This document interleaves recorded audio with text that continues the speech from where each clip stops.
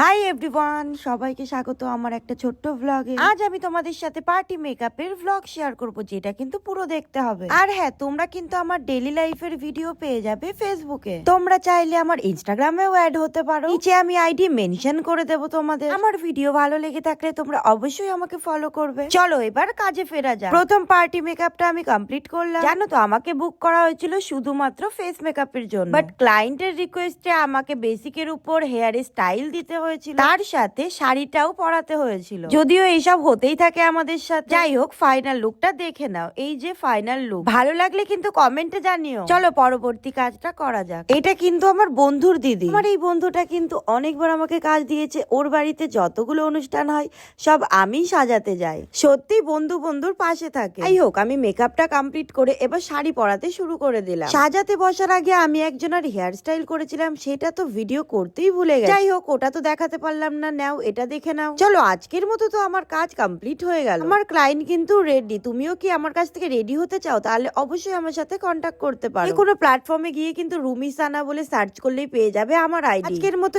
এইটুকুনি ভ্লগ, কারণ আমার সাজানো কিন্তু কমপ্লিট হয়ে গেছে আর আমি বাড়িতে চলে যাচ্ছিলাম। চলো বাড়ি যাই। বাড়ি গিয়ে আবার সেজে আমাকে বিয়ে বাড়িতে যেতে হবে। আমারও কিন্তু বিয়ে বাড়িতে ইনভাইট আছে। আজকের মতো এখানেই ইতি।